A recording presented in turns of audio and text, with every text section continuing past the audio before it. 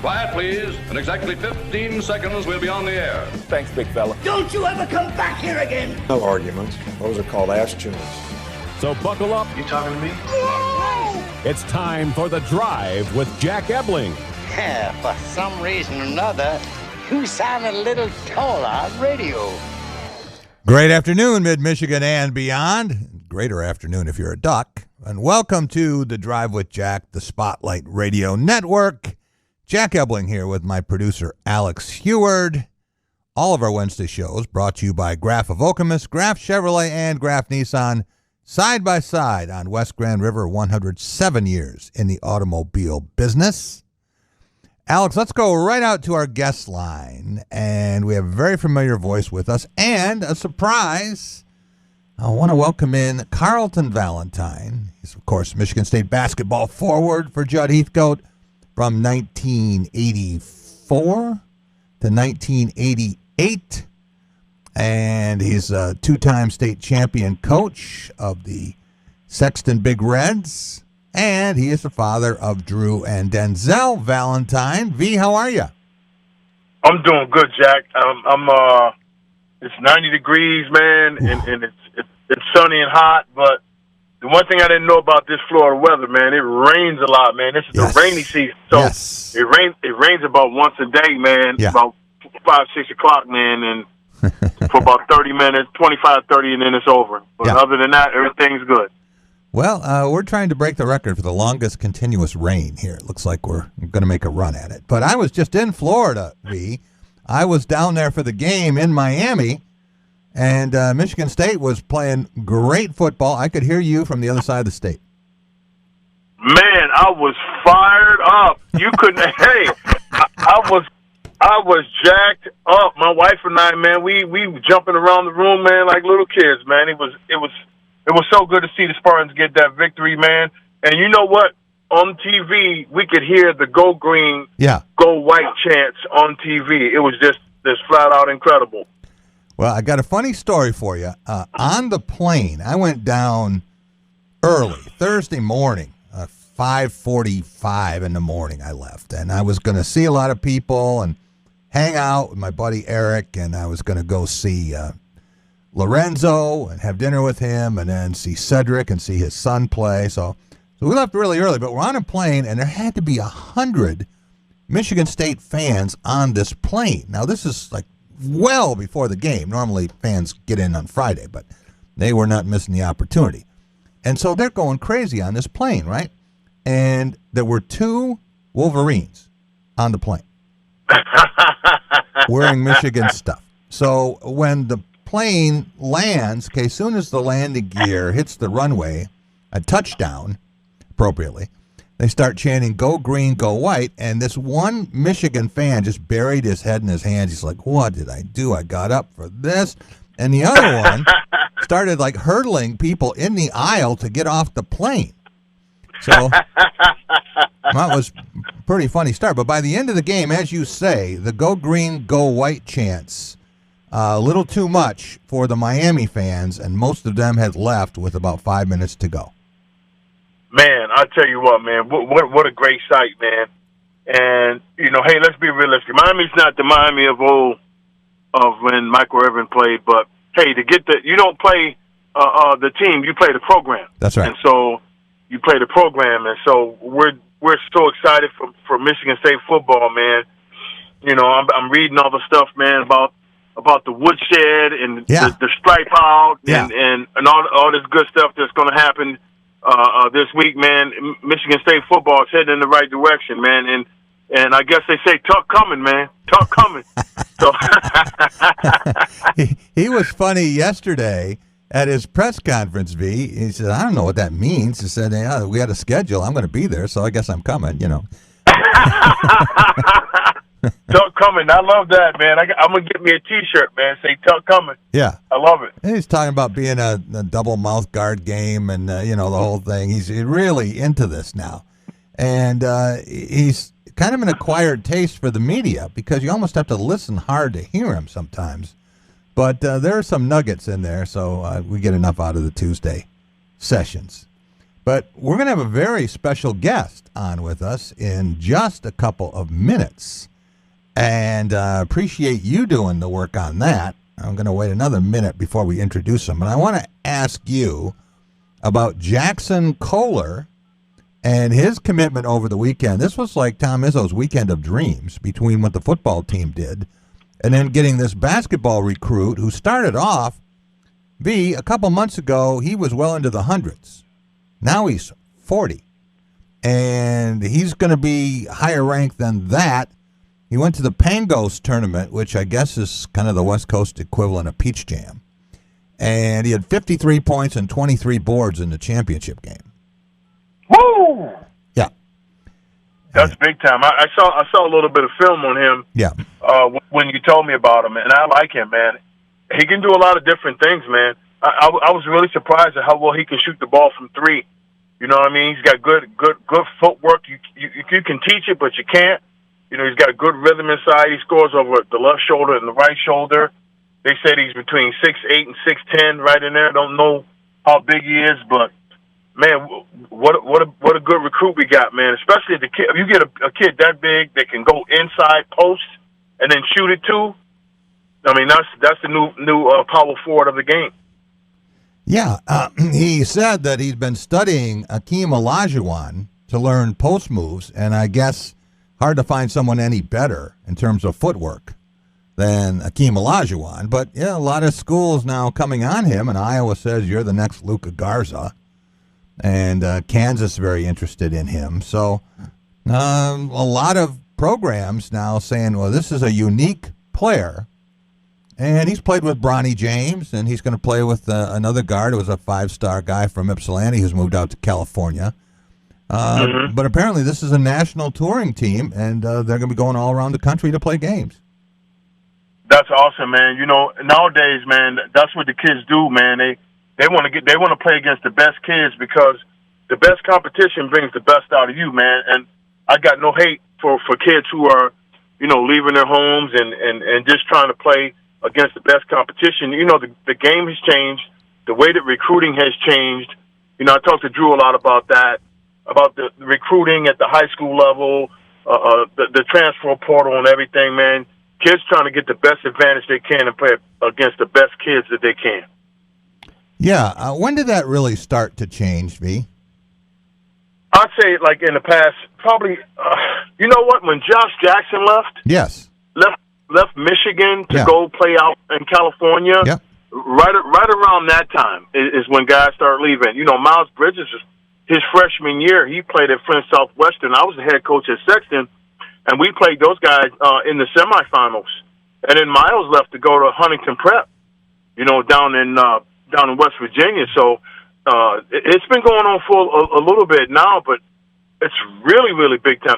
East Lansing just had their 6'10" kid leave to go play at a prep school down in Fort Wayne. So it's really, really changed a lot about kids are leaving high school and going to prep school. They want to play against the best competition. They want to get the best exposure they can because basically high school kids are fighting it out now against transfer portal kids, and it's just unbelievable. It's a circus out there. Is it a good thing? Do you like that rule? I mean, you were a high school coach who had 5 players, Division I type players. You know, they had tremendous success across the board, not just your son and Brent. But do you think this is good for the game? You know what? You know, times are changing. And if you had asked me that when I was a high school coach, I would say, no, kids need to stay home, you know, represent their home state, represent their home school. But, you know, if you're that top 2 or 3 kid in your state or you know, one of the top-rated kids in the country, it's a little bit different for them than it is, you know, the guy who's just playing regular high school sports. So to say I like it, I would say this: I'm able to adapt and change and move along with the times. You know, it's just like when the one and dones came into coaching. Hey, Coach K did the best job of.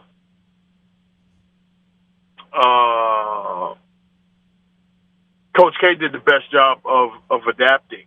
So yeah, Yeah. Yeah. We are in the process of trying to reach your son.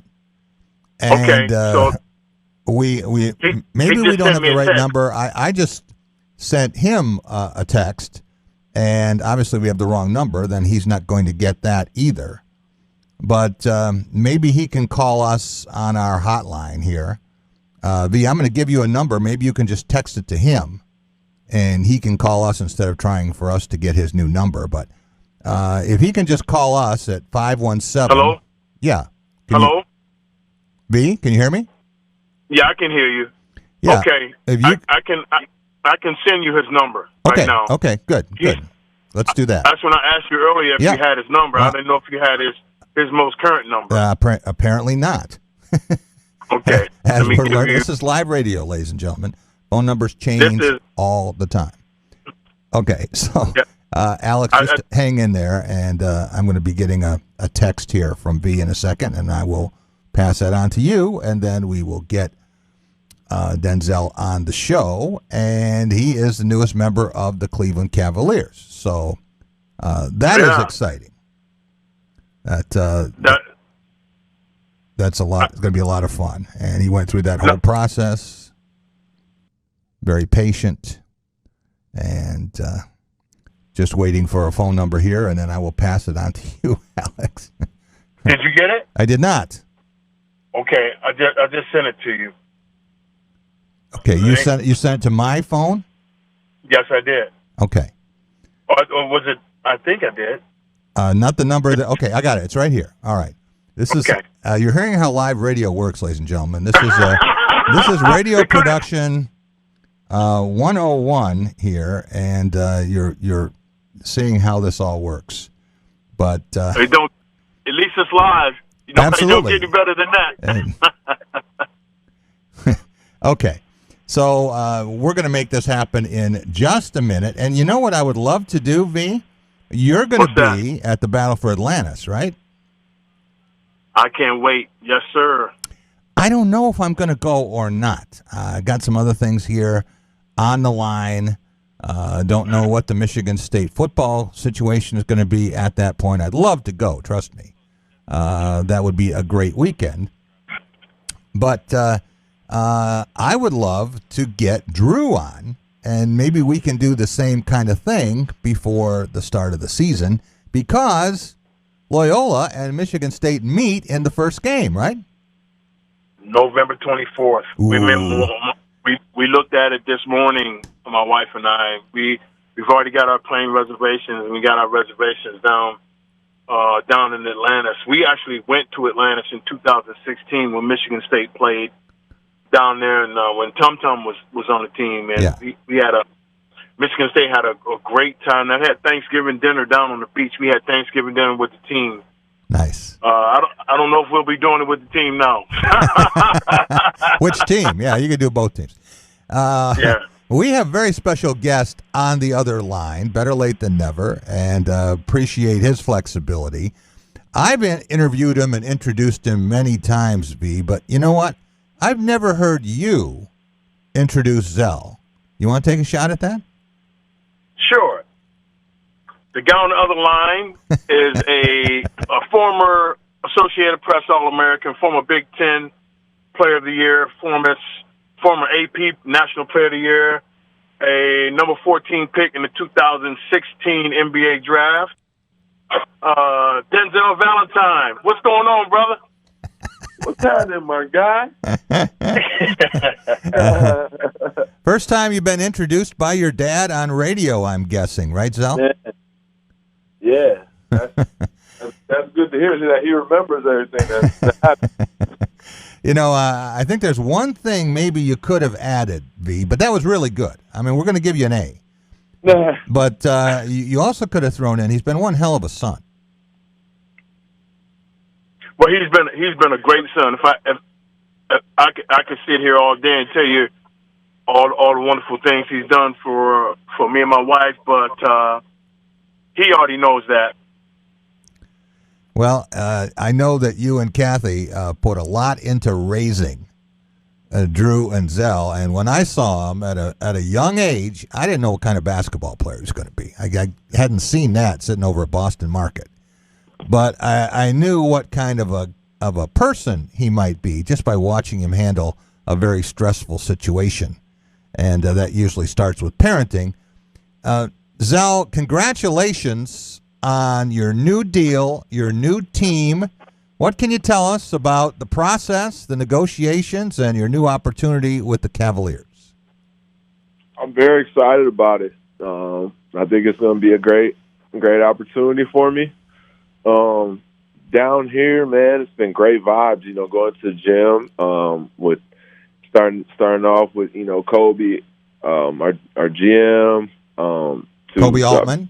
Yeah, Kobe Altman, our GM, J.B. Bickerstaff, our head coach, down to the players, down to the trainers. Everybody in there is just super positive and welcoming and gives me family vibes. So, it's always easier when an environment like that, welcomes you in. It's easier to work. So, starting off with that, and then as far as on the court, I think there's a lot of opportunity for me there at the backup guard or wing position. Yeah. So I'm excited with my new deal, with my new opportunity. Just got to get used to Cleveland and the layout of the land and everything like that. But once I do, I'll be all settled in here. Zell, I have to tell you, through this process, we have your dad on every Wednesday. And he's you can't say much, but he's kind of teasing, it's going to work out. And finally, we got him to tell us it's in the East. And we were kind of living through the process without knowing where you were. It's like, where's Zell? Where's Waldo kind of thing every week. And then to finally find out what happened. And we know that Darius Garland and Colin Sexton, a couple of young guards, they invested heavily in with the Cavaliers, but they're shorter guards. You're a different type of player, and I'm really curious to see what the Cavaliers might look like with the three of you on the court together. Yeah, those two players are outstanding. Like they have a great future ahead of them. So we'll see. We'll see. I'm excited to get out there on the floor with them. They both had really good games against us. When I was playing for the Bulls, so I'm excited to see them and play with them for sure. And first round draft choice, picking high, got a big here that a lot of people liked, right? Yeah, Evan Mobley, he's huge. 7'1", super long, bouncy. You know what I'm saying? It's going to be cool to kind of play with a rim protector, rim rolling big. That big in the paint. To throw lobs to and everything like that. So I'm excited to play with him as well. V, I think you should take over the interview here. I might just go get lunch and let you interview your son for a couple of minutes. What do you want to ask him? Well, no. I was going to say the first thing. What are you most excited about being in Cleveland?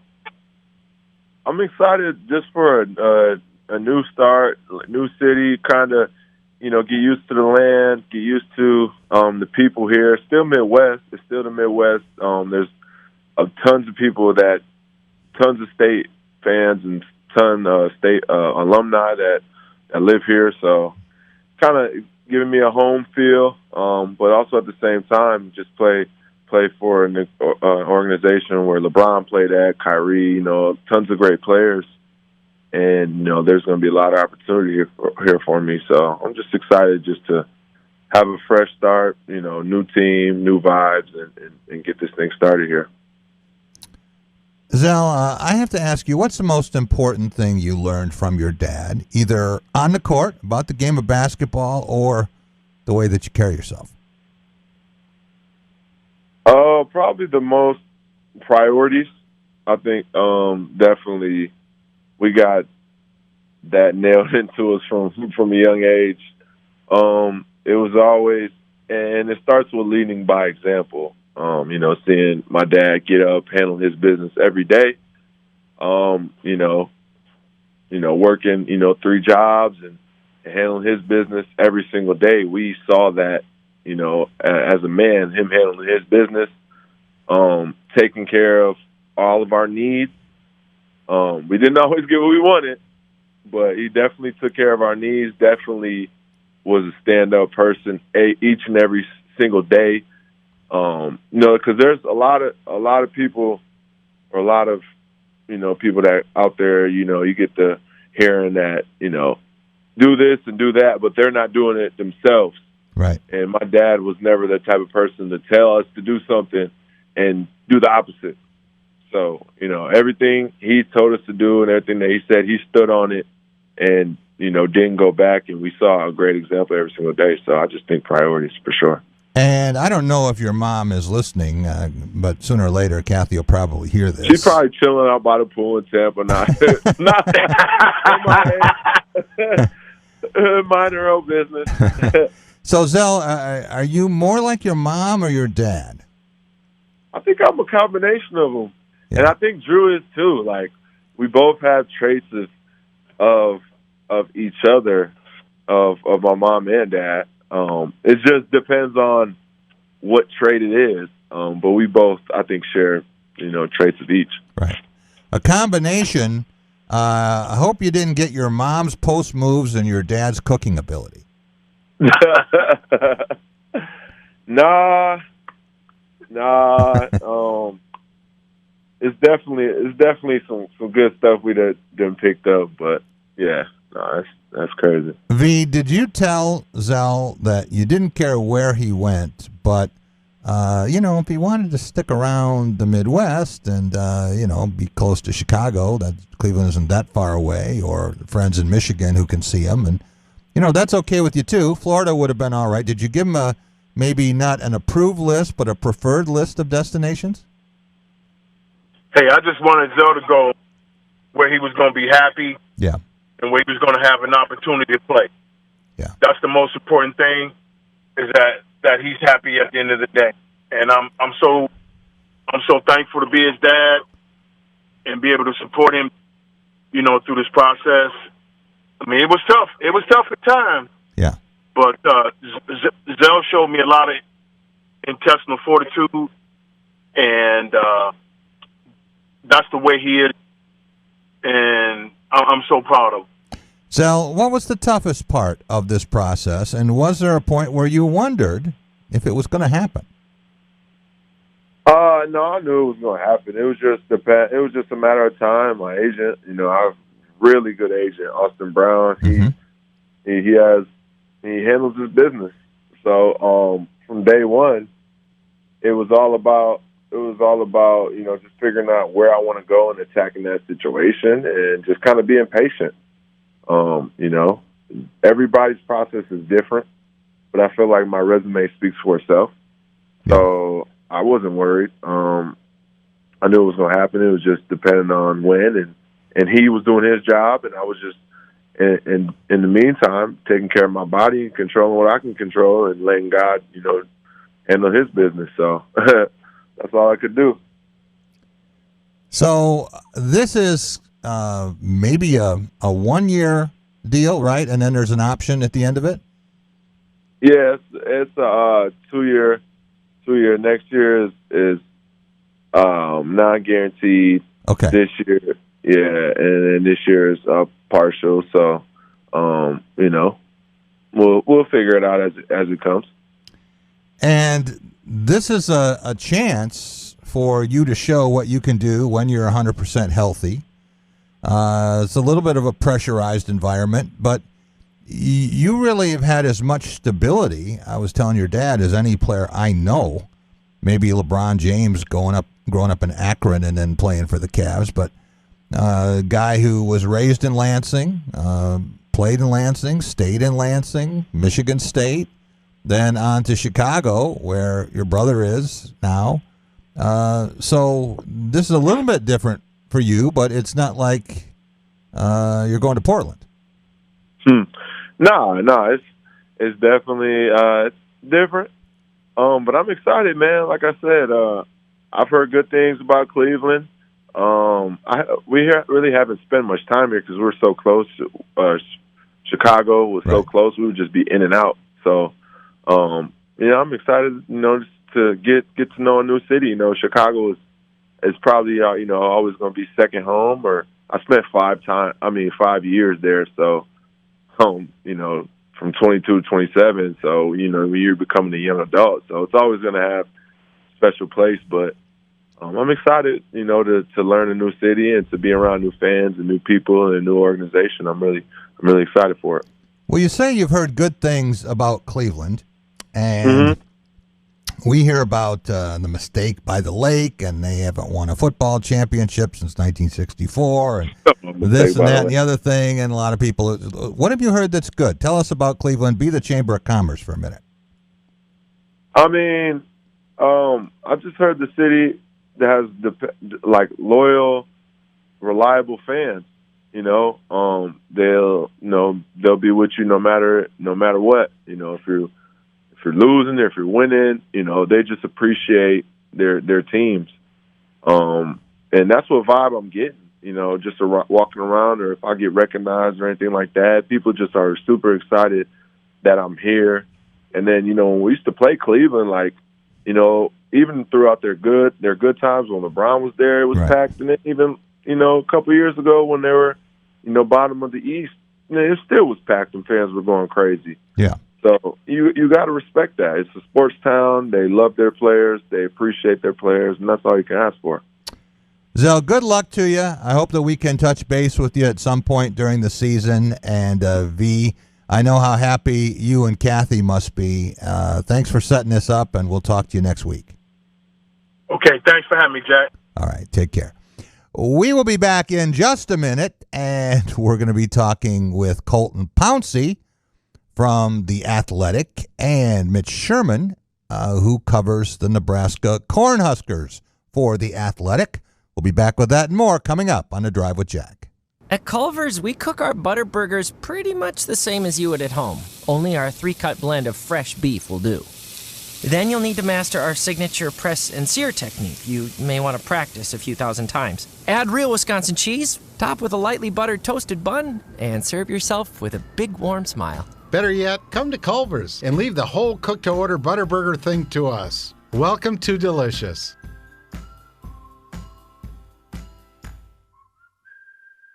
As families and communities across Michigan gear up for an historic back-to-school season, Dean Transportation is looking for compassionate people to join their dedicated team of school bus drivers. They offer competitive wages and paid training, quality benefits, flexible schedules, and most of all, endless opportunities to make a difference. Apply today at deanjobs.com to join this critical effort to help students return to learn this fall. deanjobs.com.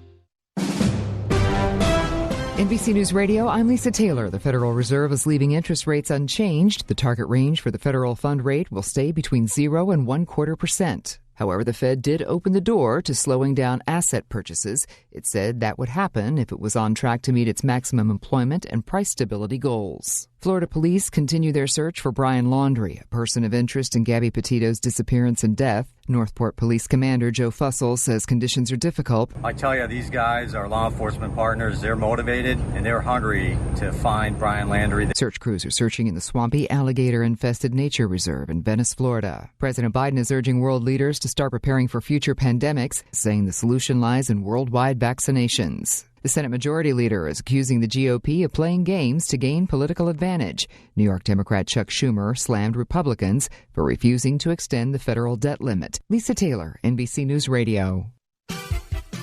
Jack Ebling here with Matt Sloan at Graph of Okemos. Matt, people buying cars different ways now with inventory changes. They certainly are, Jack. It's a wild time, but we're still selling them. You might not see them on the lot, but they're still coming in every day, and we're still delivering them. So what we're finding is a lot of people, they come in and they actually place an order for the vehicle instead of finding one on the lot that they want. Then that comes in within 7-8 weeks and they take delivery. We'll still want that great Graph service. They're making friends. Why is Culver such a treat for so many families? Here's a hint. This treat is thick and creamy and everyone can get it any way they like. Our fresh, frozen custard. We craft it in small batches throughout the day to make our guests stay. Shakes, cones, sundaes, concrete mixers, flavor of the day, oh, and the toppings. Who says you can't please everyone? There's more than one way to dessert at Culver's. Welcome to Delicious.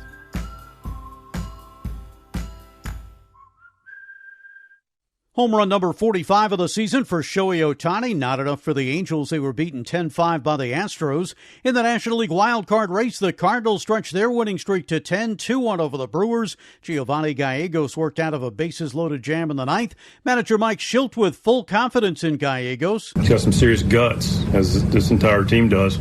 But he's got some serious guts, and I trust him to throw strikes, and I clearly like the matchup better with the guy on deck. The Reds lost to the Pirates 6-2. They're 4 games behind St. Louis.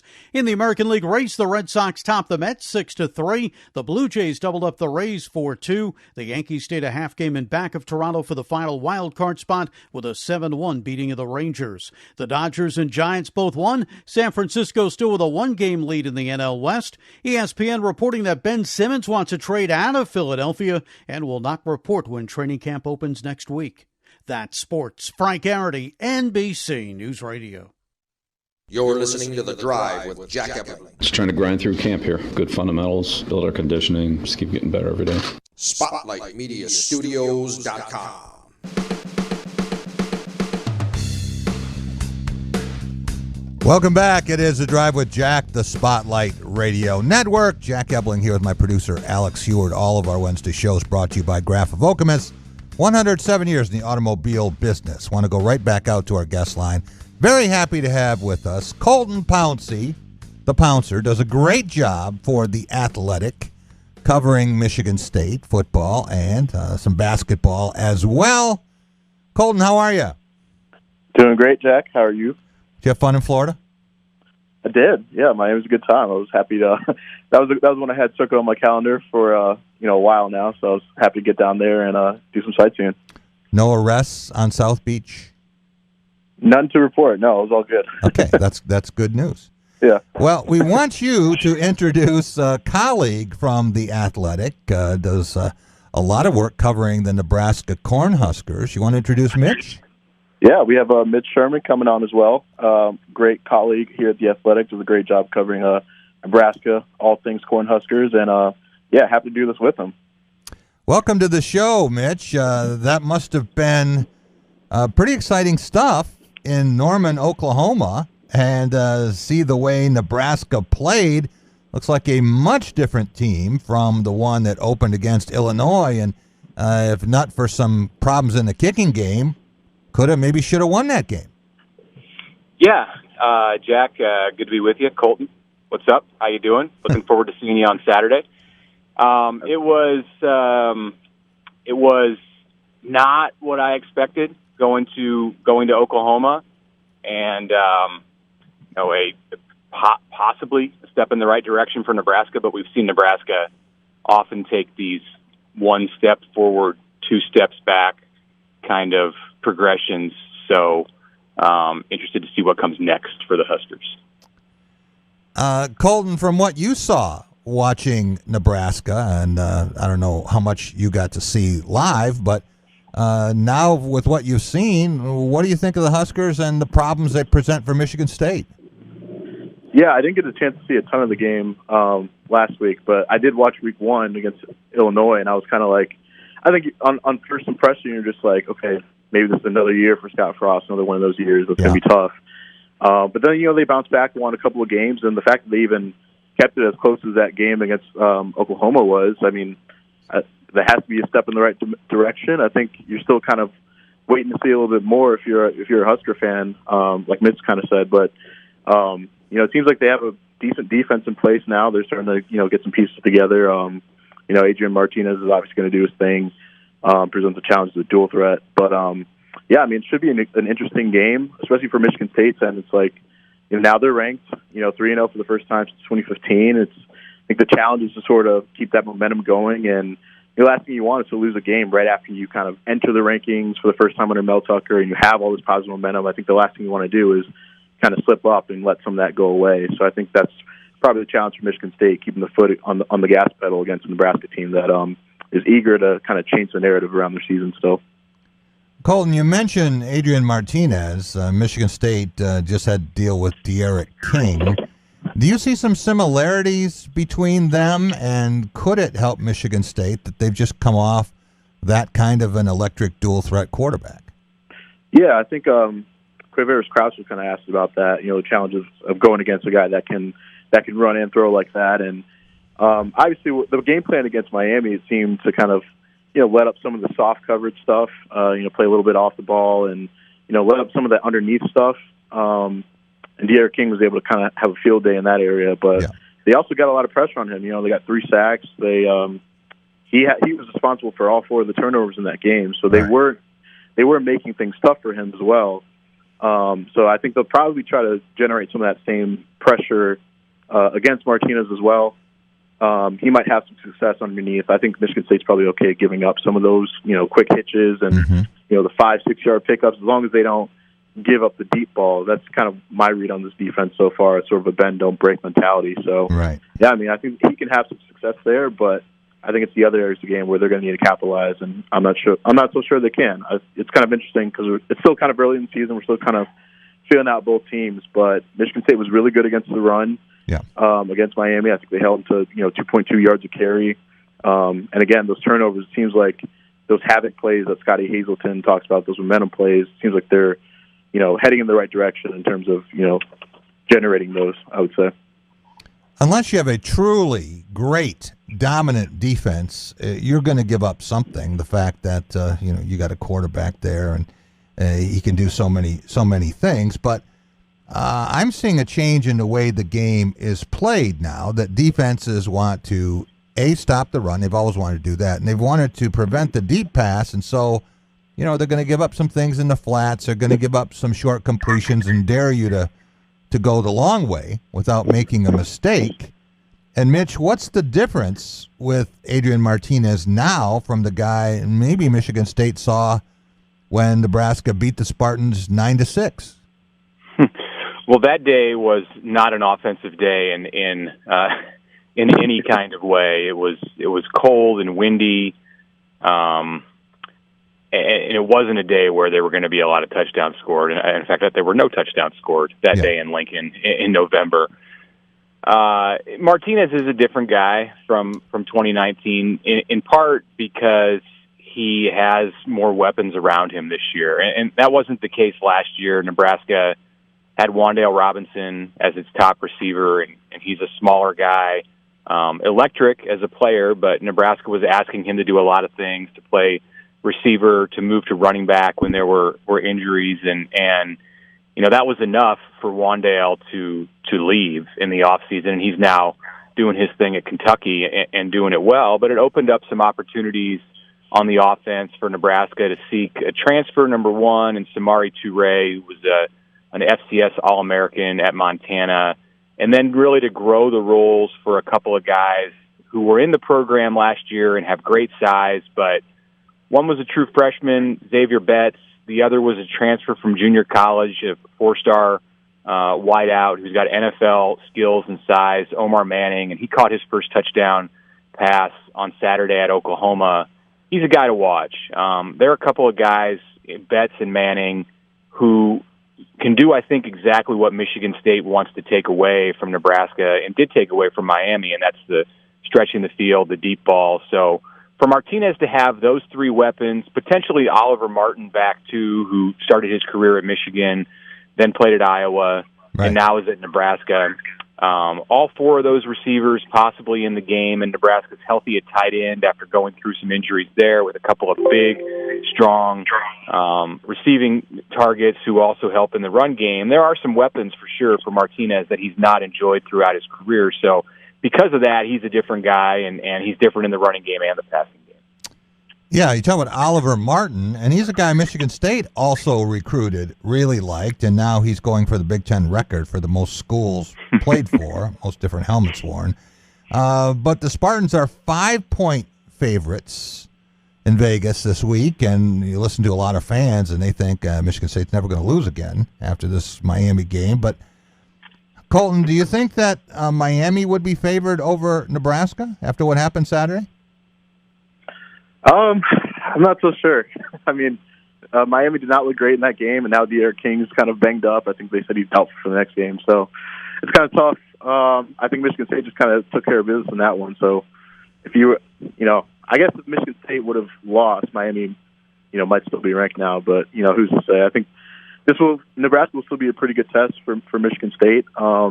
Again, I think a lot of it goes back to keeping this momentum going. Mel Tucker had the quote the other day, which I thought was money. He asked his team. He goes, "Yeah, I asked my team, how does 3-9 sound to you?" Yeah. They said it didn't sound too good. So I think that's the mentality right now. They want to keep this thing going. And Nebraska, obviously, they travel well. They roll deep. So I'll be interested to see how that looks all the red when Michigan State's trying to do, pack the woodshed, right? The striped stadium kind of deal. So it'll be an interesting game for sure, I think. Yeah, you talk about a 3-9 season. Michigan State had one of those. It was 5 years ago and came after a college football playoff season. The amazing part of that, Michigan State started 2-0 with a win over Notre Dame on the road and wound up number 8 in the polls and only won one more game all season. That's hard to imagine that a team that was ranked 8th would then go on and go 1-9 in its last 10 games, but that is what happened. I want to ask you about leadership. And right now, Mel Tucker has gone from who's he to St. Mel, and people are speculating, what his future is going to be. Michigan State fans have a tendency to buy trouble, so many of them have already said that, well, he's only going to stay until Saban retires, and then he'll go down to Alabama, that kind of nonsense. So I'm curious about Scott Frost. We got the prodigal son quarterback thing in Ann Arbor, and now in Nebraska. How much pressure is there on Scott Frost to win a bunch of football games the rest of the way? Well, on the bright side, I don't think people were worried about him succeeding Nick Saban at Alabama at this point. He's under some pressure right now. He's 14-22 in his fourth year. This is far from the way that he or anybody around the Nebraska program expected that he would, the place that he would be at, 36 games in. So this is a year where Nebraska has to show improvement in the win-loss column, not just in the way that it looks on the field, because, you see this team line up, you see them come off the bus, so to speak, and there's notable improvement over 2018. It's a different-looking team, but they have to win games. And it's to that point now, I think, in year 4, where 3 losing seasons in a row is it's a disaster, essentially. I mean, I don't want to overstate it, but it's 4 losing seasons in a row, and this is not football as Nebraska fans know it. I mean, we're not talking about a fan base that's pining for college football playoff appearances or a return to their great run from a generation ago. They want to be relevant. They want to be competitive in the Big Ten West. They want to be playing in the postseason, have an opportunity to win 8 or 9 games most years. Maybe you jump up a notch from that every 3, 4, 5 years when you have a special team. So not a whole lot different than I think what the expectations are at Michigan State, and they're not getting that with Scott Frost. So here he is at 2-2 in year 4 with a terrible loss to Illinois to open the season. What I think is a pivotal game on Saturday night, because you can come back home and you can have a winning record going into a stretch of 2 home games against Northwestern and Michigan, or you can come back home at 2-3 and need 4 wins in 6 games with 4 ranked opponents left on the schedule just to get to 6-6 and be bowl eligible. So there's a lot on the line, like there was in week 0 against Illinois. There's a lot on the line for Frost and for this Nebraska program coming to East Lansing. Well, you mentioned those home games coming up against Northwestern, and Pat Fitzgerald, he still thinks that his program is worthy of being a West Division champion. They're going to hold that title until someone takes it away, which could be very soon. And Michigan now, they think they're never going to lose again. But after that, it's at Minnesota, then home for Purdue. But how about these 3 to finish? Ohio State, at Wisconsin, home versus Iowa. Colton, I don't know if there are many schedules in the country tougher than this. Yeah, that's a pretty daunting stretch right there.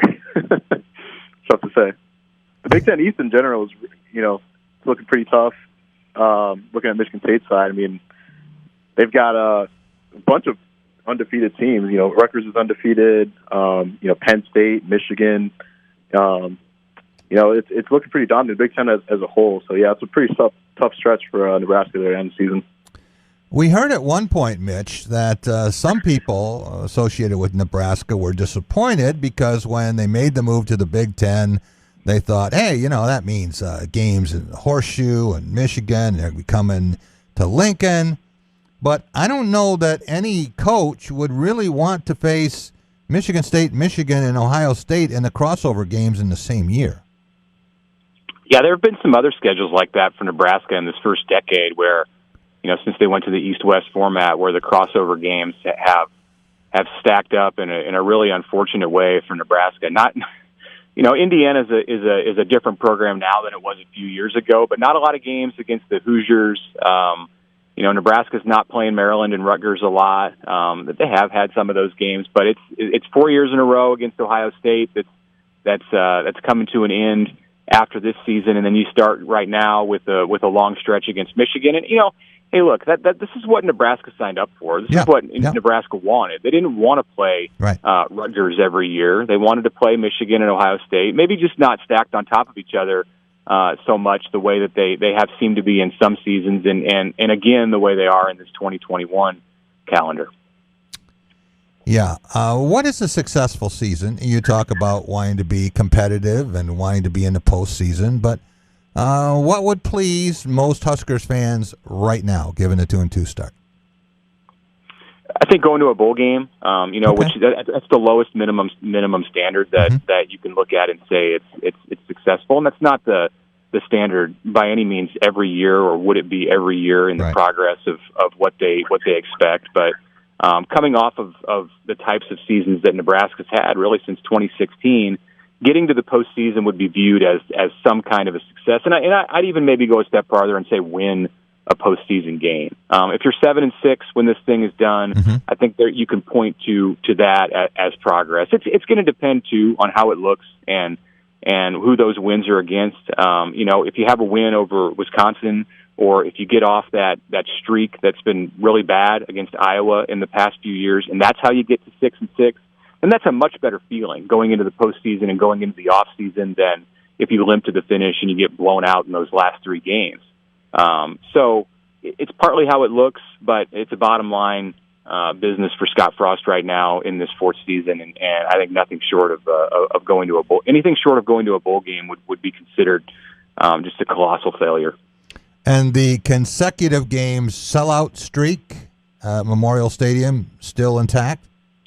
It's safe for now. 376 games after the 2 against Fordham and Buffalo. Nebraska had to resort to lining up some donors to buy tickets and then handing out tickets that those donors purchased to underprivileged kids, which was a cool initiative and got some people into the stadium who had never been there. It's not necessarily a genuine way to extend the streak, and would be nicer maybe if the school had just donated those tickets to the kids and they weren't purchased first by boosters. But hey, it's not the first time that Nebraska has had to have its big money folks step in and help the streak continue. So maybe there's an asterisk next to it, but it's a program. No matter how you slice it, it's a program still that has tremendous support. And the fact that Nebraska could have 4 consecutive losing seasons and still come anywhere close to selling out the stadium against an FCS team like Fordham after losing to Illinois in the fashion that it did says something about the support in Lincoln. And it won't be a problem, I would imagine, to sell this thing out for the remaining Big Ten games. Well, there would have been an asterisk, too, if they had just given the tickets away. This way, at least they can say that... I think then it would have been over if they weren't sold. Then it would say no unsold seats. Doesn't say who bought them. So, Colton, can you imagine a program... we're talking about 1962, I believe, so that's going to be 60 seasons. And, there were a lot of championship seasons. You've got national championships, I think 5 of them in that span, but... 60 seasons. A lot of things can happen.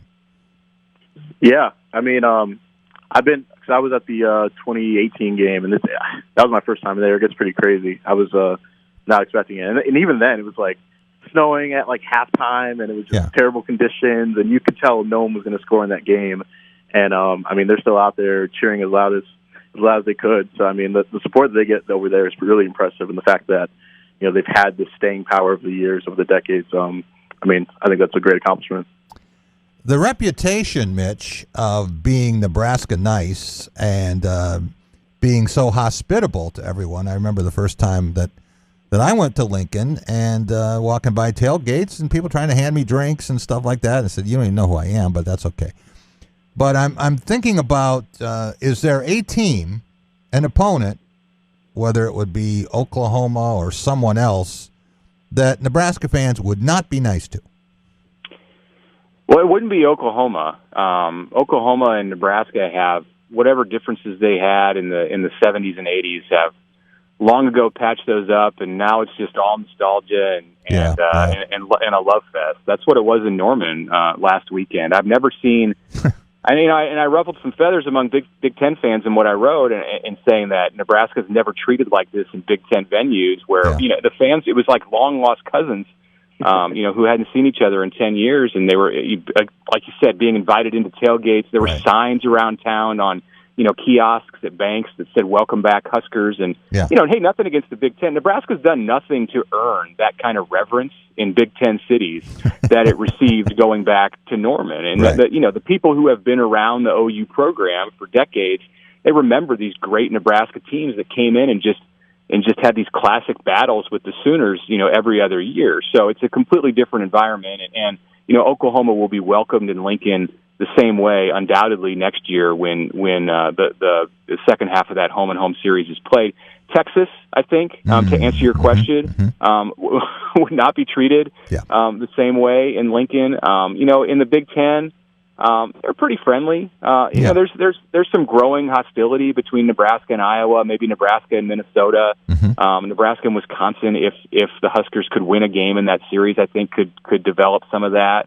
But no, it's a happy place generally, even when Nebraska's losing, for opposing fans to visit. And you mentioned I heard the comments from Mel Tucker this week about no more than 2,500 people, in red coming into the stadium. Good luck with that. He's a little scarred by 2019 and the experience that he had in his year at Colorado when Nebraska went out there for the opener, and there were 30,000 Nebraska fans in Boulder. Right. It's not going to be like that on Saturday. I mean, there may be a few hundred more that sneak in addition to the allotment, but Nebraska does travel well. It's not going to travel in the way that it did to Boulder or even to Norman last week when the Huskers come to Michigan State this weekend. Colton, I think it's a dangerous game to do stripe the stadium because you're going to have these green and white panels, but you're going to have red dots throughout.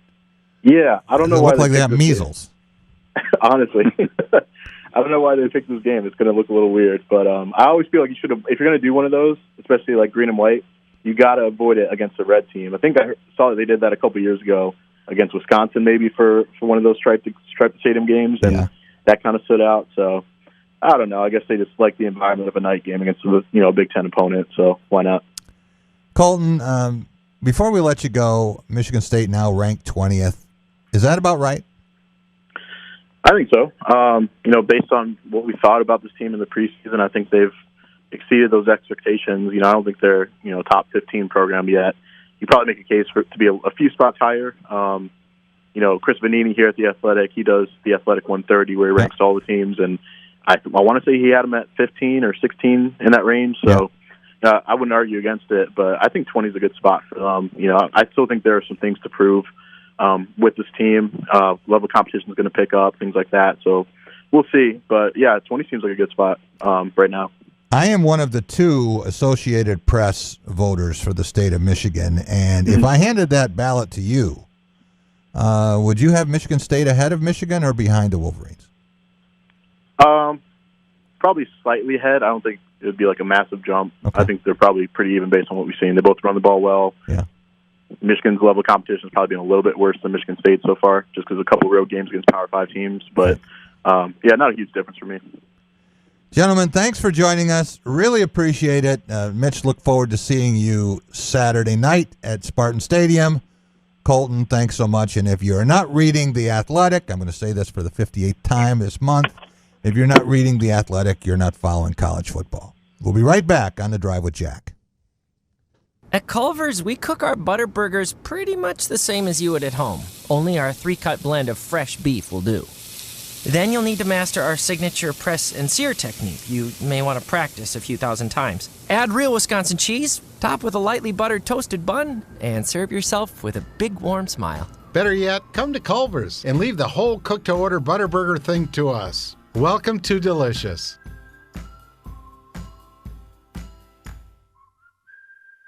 As families and communities across Michigan gear up for an historic back-to-school season, Dean Transportation is looking for compassionate people to join their dedicated team of school bus drivers. They offer competitive wages and paid training, quality benefits, flexible schedules, and most of all, endless opportunities to make a difference. Apply today at deanjobs.com to join this critical effort to help students return to learn this fall. deanjobs.com. A report says Apple's working on technology to help diagnose depression. Wall Street Journal says the tech giant is working with scientists to study if data its devices collect, like mobility, physical activity, sleep patterns, and typing behavior, could predict certain mental health conditions or cognitive decline. If so, Apple could develop an app or feature that could warn people that they're at risk so they can get help. One other Apple note, company will now suggest some podcasts it thinks you might like. You'll find personalized recommendations in the Listen Now page that show you podcasts similar to the ones you're already enjoying. PayPal refreshing its mobile app. The new homepage is kind of like a dashboard with quick access to your balance, the amount of cryptocurrency you own, and your frequent contacts. There are also some new tabs to keep track of charitable donations, bill pays, and coupons and loyalty programs. Tech Report, Larry Olson, NBC News Radio. Jack Ebling here with Matt Sloan at Graf of Okemos. Matt, people buying cars different ways now with inventory changes. They certainly are, Jack. It's a wild time, but we're still selling them. You might not see them on the lot, but they're still coming in every day, and we're still delivering them. So what we're finding is a lot of people, they come in and they actually place an order for the vehicle instead of finding one on the lot that they want. Then that comes in within 7-8 weeks, and they take delivery. We'll still want that great Graf service. They're making friends. Why is Culver such a treat for so many families? Here's a hint. This treat is thick and creamy, and everyone can get it any way they like. Our fresh, frozen custard. We craft it in small batches throughout the day to make our guests stay. Shakes, cones, sundaes, concrete mixers, flavor of the day, oh, and the toppings. Who says you can't please everyone? There's more than one way to dessert at Culver's. Welcome to Delicious.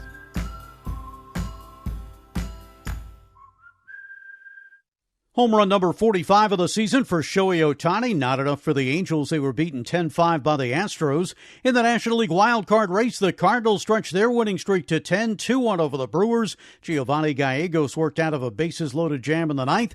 Manager Mike Schilt with full confidence in Gallegos. He's got some serious guts, as this entire team does. But he's got some serious guts, and I trust him to those strikes, and I clearly like the matchup better with the guy on deck. The Reds lost to the Pirates 6-2. They're 4 games behind St. Louis. In the American League race, the Red Sox topped the Mets 6-3. The Blue Jays doubled up the Rays 4-2. The Yankees stayed a half game in back of Toronto for the final wild card spot with a 7-1 beating of the Rangers. The Dodgers and Giants both won. San Francisco still with a 1-game lead in the NL West. ESPN reporting that Ben Simmons wants to trade out of Philadelphia and will not report when training camp opens next week. That's sports. Frank Garrity, NBC News Radio. To the Drive with Jack Ebling. So for all the doubters out there, stuff it! SpotlightMediaStudios.com. Welcome back. It is The Drive with Jack, the Spotlight Radio Network. All of our Wednesday shows brought to you by Graf of Okemos, Graf Chevrolet, and Graf Nissan. Side by side on West Grand River. Stop and see Matt, Mark, and Greg. They'll take great care of you, as they have on all 7 of my leases and purchases. All right, Alex, let's go right back to our guest line. Very happy to welcome in Jim Stark, Michigan Sports Legacy Conservancy, back by popular demand this Sunday on Press Pass, along with Larry Lage, Associated Press sports editor. Jim, how are you? Great, Jack. And Larry and I go way back. I'm looking forward to it. Yeah, that's what he said. He's not looking forward to it. No, that's not Well, he doesn't like me. That's the problem. I like everybody, though. You know that. Yeah, a lot of people don't like the Detroit Tigers right now. We're talking about opponents who looked at the schedule and they said, okay, well, we might fatten up on these guys. Instead, they're getting their ears boxed. Well, I'll tell you, Jack, they have to go 7-3 in the final 10 games to finish at 500 for the season, 81-81. Yeah. I'm not ruling it out. The way this team has been playing and the pitching they've been getting, nothing would surprise me. Would it surprise you if they won all 10? Yes, no, that would surprise me. Okay. That would surprise me. But if they went 7-3, that's not out of the question. They're getting tremendous starting pitching. Yeah. What's the other difference between the team we saw? I don't mean the 9-24 team, but the team that we said, well, that's a cute little story, and now one that can finish second in the American League Central, and one that has, I think, the sixth best record against teams over 500. Yeah, they seem to play better against the better teams. I think the biggest change was two things, really. One is confidence. I think that the A.J. Hinch confidence-boosting train is really hitting on all cylinders right now. And number two, the team as a whole is hitting better. They're not hitting 300, but they're not hitting 200 either. They're getting more hits and more timely hits. So that's the thing. I think the confidence in the team overall and the more timely hitting. Those are two things that I think that improve the team the most, besides the pitching. All right, the Tigers game with the White Sox for today postponed, and there's a makeup date, September 27th, which would be next Monday, an open date for both teams. If weather isn't good, if things don't work out exactly right, is there a chance that game will not be made up? It doesn't look like the White Sox are going to need it. And yeah, I think so, Jack. I mean, this time of year, I think with the playoffs coming, and they don't want to add more games to the schedule to the playoff teams. Who knows? But I'll tell you one thing: the Tigers, like you said, nobody wants to play the Tigers right now. I don't care who they are. Right. Nobody, and I think. With what they're through the tough part of the schedule. I think they have Kansas City and Chicago. I could see them winning 7 games in the final 10. I'm so surprised because I just didn't see them taking Chicago and Milwaukee and Tampa Bay, for that matter, so strongly. Yeah, it's pitching, no question, but it's some timely hitting. And from guys you wouldn't expect. I'm still having people say, who's that? And we're not talking about Akil Baddoo, but there are other players now who've come up and have done some things. Well, I tell you, I'm trying to find this stat, Jack, and I haven't yet. But I want to see what the Tigers catchers have done. Not the players, but the person who was in the position. Because now this Dustin Garneau is up, and he's hit 6 home runs. Yeah. The catchers, between the catchers they've had and the ones that they've got close to 40 home runs out of that catching position. And that's totally unexpected. Yeah, and when we talk about catchers, even though this isn't directly related to the Tigers, it's a team that the Tigers are going to face next. When the Kansas City Royals come in, Salvatore Perez just broke Johnny Bench's major league record for home runs by a catcher. And I looked at that 45, and I said, catching is just so grueling. Nobody's going to hit more than 45 from that spot.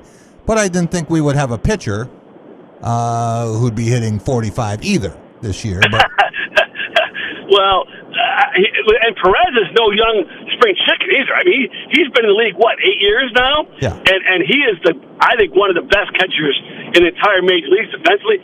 To develop this kind of power at this stage of his career, I think that's almost unheard of. But he may be in some ways the most valuable player in the American League because of what he does offensively and defensively. Yeah, he's not going to win it because he plays for the Royals. But your point is well taken. you talk about truly the most valuable player to his team. I mean, like you say, it's a handful of guys that are that good, both offensively and defensively. What does that sound? Are you on the Boblo boat or something? It sounds Yeah, like... that was the horn. We honked to the other boat. Now I just roll over a rumble strip. I rumble. Oh, okay. I got you. Okay. Well, I'm thinking, was Salvatore Perez the starting catcher for the American League in the All-Star game? He had to be, right? Yes, he was. Yep. So, I think he started the last 4 or 5 in a row. So what were the odds? I'm willing to bet $1 billion to 1. It never happened before. That you could have your starting pitcher and your starting catcher, your battery for the All-Star game, have 91 home runs. I think because even when Babe Ruth was in his prime, the catcher was hitting 10 home runs. He wasn't hitting 40. No, that's a sucker's bet if you got someone to take that. But I will say this, though. Talk about guys having a career year. Look at what Max Scherzer's doing right now for the LA Dodgers. Yeah. And what is he, 34 now? He may be having the best half year of his career. Yeah, and it's really hard to not see how the Dodgers make it to the World Series again. And I know they're a game behind the Giants, but I watched these teams play last night, okay? And let's go to overtime. I get it. But, Giants have 4 players that people have heard of and 3 that they can identify. And Dodgers, they just, okay, well, we need something else. Let's bring in 2 more All-Stars. Alex, what's going on with the phone here? We just, Stark didn't pay his bill again or what? Do we have to call him back? Yeah, that's not on our end, but yeah, I'll give him a call. All right. While you're doing that, I want to give you a stat about Michigan State, Nebraska, okay? And Michigan State fans should not take this game for granted. And those who are doing it at their own peril. I will tell you that Nebraska has the best record historically by far against Michigan State of any Big Ten team. 9-2. They've outscored the Spartans in these games 331 to 173. They are the only Big Ten team, in fact, the only regular season loss in 2015 when Michigan State went to the college football playoff. They lost that bizarre game on the sideline, out-of-bounds, inbounds call, 39-38. They've lost the last 2 to the Huskers. Before that, they had a 7-game losing streak in the series.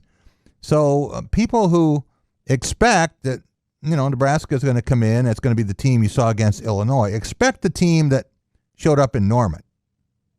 That's probably what you're going to see. And we'll see how that works. Also, I don't know if you saw Lane Kiffin today with Instagram. Alex, did you see that? No, I didn't. Start an Instagram account and suddenly, he's got like 11,000 followers in 2 minutes or something. Oh, yeah. So it's amazing. Do we have Jim back with us? We do. All yes. right. This guy who does not have 11,000 followers overnight in his Instagram account. Jim Stark joins us from the Michigan Sports Legacy Conservancy, and he is our Tigers and Pistons correspondent. Jim, a little bit more about the Tigers here and the farm system. A lot of people interested in that. A lot of people thinking about what the future holds. You look at Spencer Torkelson, you look at Riley Green, and they are not alone. There's more help on the way. Where is the Tigers farm system ranked now? Well, it's in the top 5 in Major League Baseball, depending on who you ask. But I did want to share with you, there was more news out of the front office at Comerica Park. I think we talked a couple weeks ago about all the changes that Al Avila made in his office. Yeah. With this, well, they made another big change. 11 coaches or development people in the system were all let go yesterday. All the way from on the field coaches to development. They are serious about revamping this player development hierarchy with this new wave of all the metric type management people. Analytics. Analytics, and again, you're talking about coaches. I would bet anything. I haven't got this confirmed. AJ Hinch's fingerprints are all over these changes.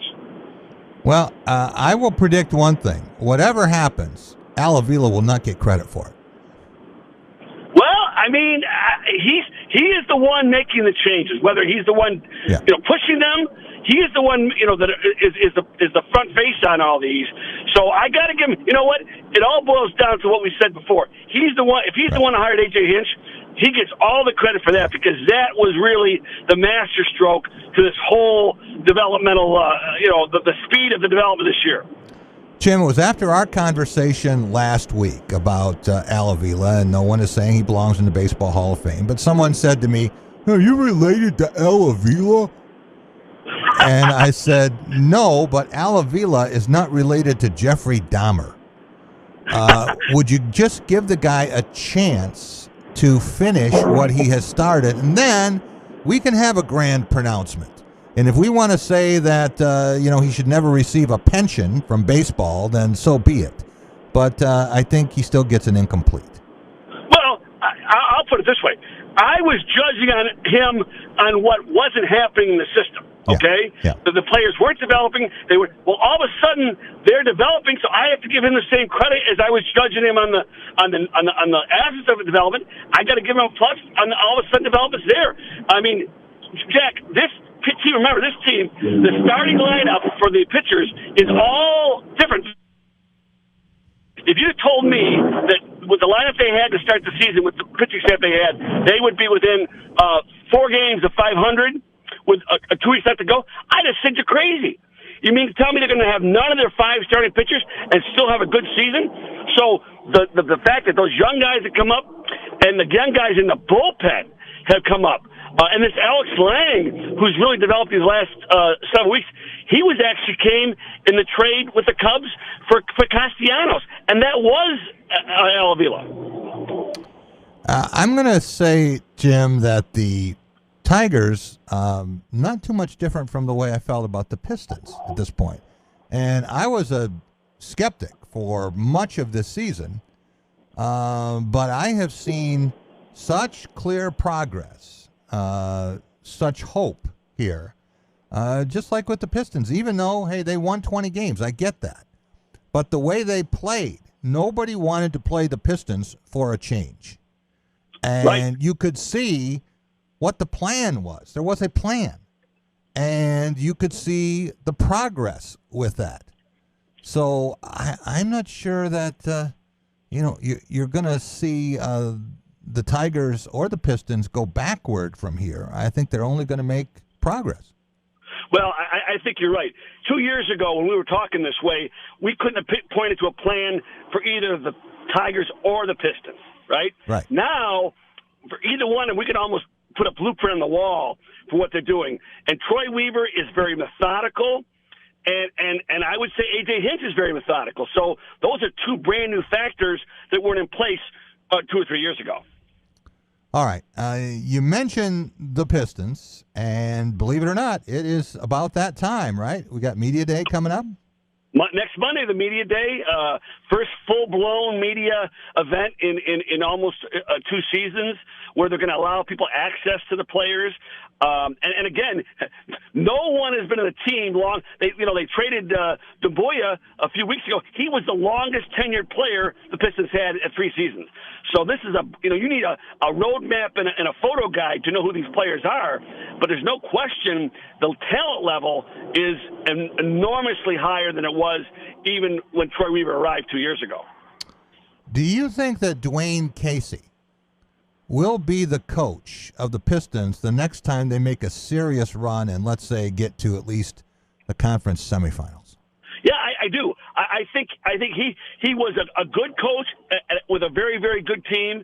Now he's showed he can coach a very, very developing team. So he's had the experience at the top. I think this experience he's had the last 2 years with the Pistons struggling has only made him a better coach.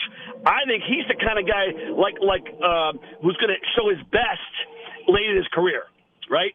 He's going to be the kind of guy you can say, well, wow, he really is. I think people are appreciating him as a coach more and more as time goes on versus saying like a Stan Van Gundy who's diminished as time goes on. So what have you seen? What tells you that? He is so patient. Oh my gosh!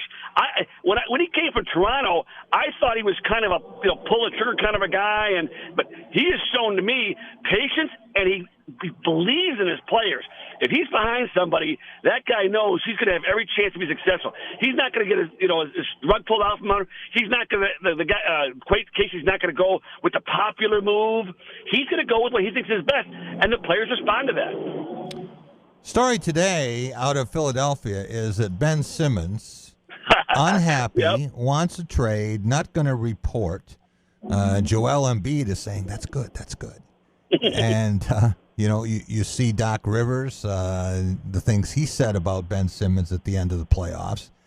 Percent chance, 0 to 100, that Ben Simmons could wind up as a Piston. Well, I reported last week that was hearing. I'll know more Monday when I have a chance to be around some of the media guys. I would say right now it's somewhere between 10 to 20, and that's only because he is a very talented defender, and you win with defense, I think, foremost a young team. That'd be the only reason I get him, or if they got a fire sale deal where they gave him away. Okay. Where else could you see Ben Simmons? Well, that's a bigger question, I think. Because, what Ben Simmons are they getting? Are they getting the guy who's a defensive maniac, or are they getting the guy that's right now pouting because he doesn't want to play on Philadelphia, not going to show up anymore? I think where he fits is going to be the key, both monetarily, not so much where he wants to go, but who might be able to take him in, depending on I don't know where Jim is. Okay, Alex, but next week, he's either going to have to be in the studio or he's going to have to show proof that he's paid his phone bill, because this phone connection is not getting it done. Can you hear me? I got you. Okay, well, we don't have you. We have you like every third word. I'll try to say fewer words then. Well, that'd be good for all of us. I was going to say, what about Ben Simmons going to Portland for C.J. McCollum? Well, I think Philadelphia would love it, but would Portland want Ben Simmons? I mean, he'd be a fit there because they don't need the scoring as much as they need defense. Right. But I don't know that Portland or Philadelphia can make that trade with Portland. Well, Portland could use some rebounding, could certainly use some defense. They tried it with Lillard and McCollum, and yeah, they scored a lot of points and won some games, but when it came down to crunch time, they couldn't get it done. Weren't they short of basketball pretty much when those two play together? Sometimes, and when you get a guy injured there, then it changes everything. But they also got Norman Powell, so I think he's the same kind of player, and that would open up a spot. And I don't think Ben Simmons is necessarily a guard. I think he's a small forward who can handle the ball and create a lot like Draymond Green can. But he's a worse shooter than Day-Day, and Draymond is not a great shooter. Right. No, and I think you're saying the right thing, Jack. It's a matter of the right fit for him. He can't go to every team and be a star like some guys can. He's got to be in the right fit with the right coach. All right, Jeremy Grant last year was a pleasant surprise. I thought that they overpaid for him. He deserved every penny he got. He was an all-star, Olympian, kind of guy that can be an anchor with these young players, the 3 first-round draft choices. But you said last week that you wouldn't be surprised if Killian Hayes hits the bricks. Yeah, I think he might be the odd man out of that mixed supply. Again, had they known they were getting Cade Cunningham, Killian Hayes might not have been the pick. At the time, it was the right pick. But now they got Cade Cunningham, who's all of Killian Hayes, plus can shoot. So that's why I think they might change their strategy about him a little bit. But we'll see. It depends on, again, what else is available. Well, I don't know that Killian Hayes can't shoot. I can't make that statement yet. And I think now the trend, we just talked to Denzel Valentine. He's playing on a team now with Colin Sexton and Darius Garland, so they basically have 3-point guards. I think the idea is to have more ball handlers, not fewer. And I know that the Pistons have a plethora of guard candidates, but I'm thinking Killian Hayes, the way he looked when he came back late in the season and the assist numbers he had, I mean, he was right there. You're talking about Joe Dumars as a rookie, what he did. So I don't know why you want to give up on that. Well, I'm not saying I would. I wonder if the Pistons would want to do something different with him if the right trade came along. Now, and you make a great correlation to Dumars. When Joe Dumars came up, he was not known as a great shooter. Right. He became a great shooter in the NBA, without a doubt. You're right about that. And I've seen that a lot. You know, they say, well, a guy's not a good shooter. Shooting is the one thing that you can learn, and you can learn situationally. There are guys who weren't good shooters, but they find 3 spots on the floor, and they can make shots from there. You can't necessarily learn to be a great ball handler. Defense is more of a want-to kind of thing. But shooting, I think you could learn that. Well, Larry Bird was a great shooter from the day he was born. That's right. Magic Johnson and Michael Jordan became great shooters in the NBA, especially Michael Jordan. He was not that great of a shooter when he first came up. If you remember, he was a horrible shooter from long distance. Yeah. He trained himself to become a great outside shooter. Yeah, and I don't think I would ever classify Michael Jordan. I'm going to get a lot of gas on this. I don't think I would ever classify him as a great shooter. I would say he was a great clutch shooter. I would say he was a great scorer, no question. Well, but he became a much better shooter than he was early in his career. Much better, but I don't think he's ever going to win the NBA three-point shooting contest. No, he's not a classic. But again, when he first came up, he was a 20% shooter from three-point distance. He became an NBA star shooter. Yeah, and I can give you 3 guards for the Bulls that he played with who were much better shooters than he was. Okay, and Craig Hodges and John Paxson and Steve Kerr. Right. But and he didn't have. But Magic certainly became a better shooter once he got to the pros. Much better. In fact, you know the story about Joe Falls? Which one? With Magic? I know some about him. With Magic Johnson? Okay, go ahead. Okay, so he goes to see Irvin, and he's in high school, right? And he said, you know, he's a lot of much ado about nothing. He can't shoot.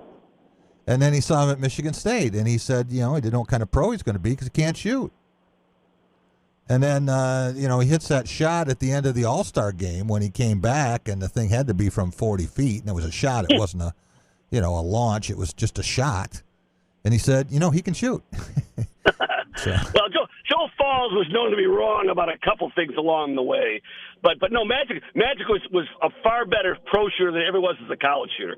And again, he worked. It wasn't an accident, just like Joe Dumars. They worked at it. It just didn't come to them. They became because they worked their fannies off. You know, you mentioned Joe, and he was a friend, so I guess I can say this. He's not around to defend himself, but he'd get a chuckle out of this. He had the worst prediction I've ever seen from a sports writer. It was before the Colts and the Jets met in what was really Super Bowl I. It was the World Championship 3, but the first time Super Bowl had been used. Okay, so they're playing in Miami, and everyone except Joe Namath thought that the Colts were going to win, and some thought that they were going to win big. And Joe wrote a piece that he said his prediction was Colts 270, Jets nothing. Well, I tell you one thing. The great story I love the story about that game too. Is the photo of Joe Namath holding his press conference next to the pool, and who's sitting on the chaise lounge right next to him? Jerry Green. Absolutely. Well, you know, think about it. Remember Joe Falls? When he'd go to spring training, he'd write as much about eating establishments as he did about the Tigers. Remember that? He was always writing about where he wanted to go to eat. Yeah. You know, you talk about guys like that, legends in our profession, and Jerry Green still has the streak for Super Bowls. I don't know if he's going to make it one more or not. Last year it nearly ended, and then the NFL actually got involved in it and said, you can't. We're going to get you here if you're breathing. Really? Yeah. I hadn't heard that. Yeah, and got him there, and so, you know, good for him, but well, I heard him on halftime of the Michigan game the other day. He was at the Michigan game cover, you know, so he sounded pretty good. So God bless Jerry Green for keep going. Yeah. You know the story about Jerry and who his buddy was in college? You know where he went to school? He went out east to Brown, didn't he? He went to Brown, and you know who he hung with? Was a classmate? I'll know that when you say it, because I'm sure I've heard it before. Joe Paterno. Yes. Yep. Joe Paterno was the Brown quarterback, and he and Jer were classmates there in Brown. So. I tell you, and you know, Jack, when those guys are gone, they'll never be any, because we don't have those classic sports. We don't have the classic TV guys that we used to have when I was younger, right? You're never going to see those guys again. Right. Well, every time I feel really old, which is often, Jim, I think, okay, well, you know, I've been doing this. I've covered games in 6 different decades, and I'm not even close to Joe Falls and Jerry Green. I'm not even close. Well, Jack, I don't want to blow smoke up your skirt either, but what you've done in your career will not be matched, because you're never going to see people do what you do for as long as you've done it. It's impossible now. Well, that's because most of them haven't had to look for work as often as I have, so that's probably Hey, don't look down on that motivation. That can make a very strong motivation when you need to do something. Jim, we will see you next week, and I hope in downtown Lansing. Yeah, and I'll see you Sunday, right?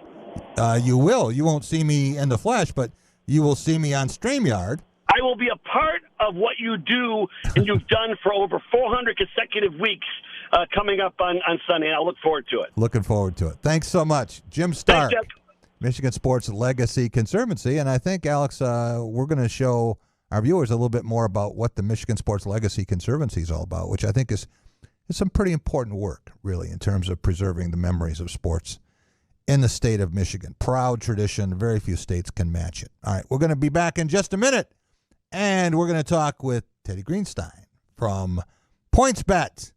And he's getting ready for the Ryder Cup. It's here, ladies and gentlemen. You wouldn't know it by the weather today, but I'm actually going to try to play golf on Friday. So, I don't know. I may have a lot of free drops. We'll be right back on The Drive with Jack. At Culver's, we cook our butter burgers pretty much the same as you would at home. Only our 3-cut blend of fresh beef will do. Then you'll need to master our signature press and sear technique. You may want to practice a few thousand times. Add real Wisconsin cheese, top with a lightly buttered toasted bun, and serve yourself with a big warm smile. Better yet, come to Culver's and leave the whole cook-to-order butter burger thing to us. Welcome to Delicious.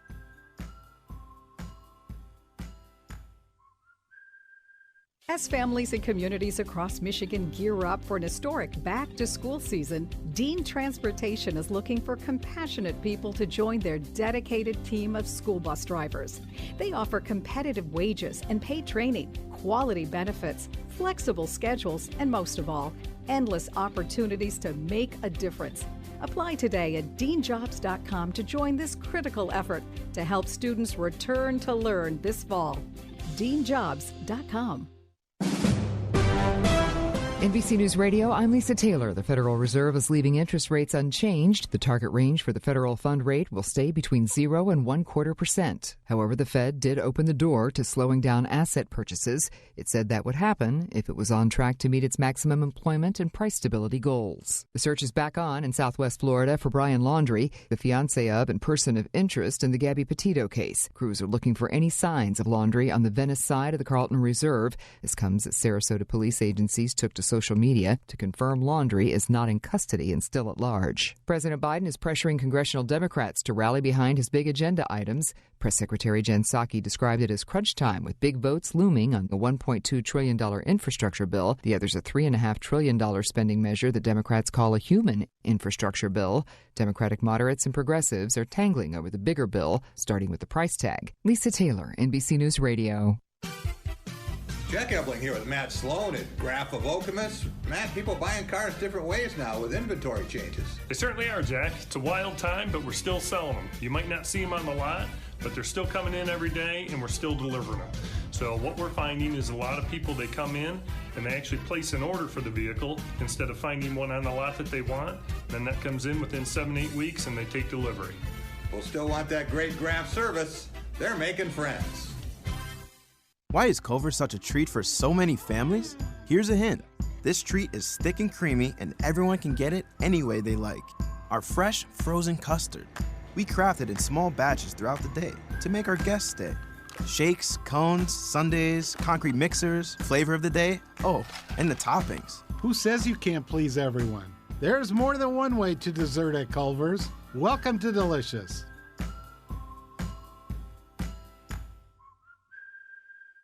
Home run number 45 of the season for Shohei Ohtani. Not enough for the Angels. They were beaten 10-5 by the Astros.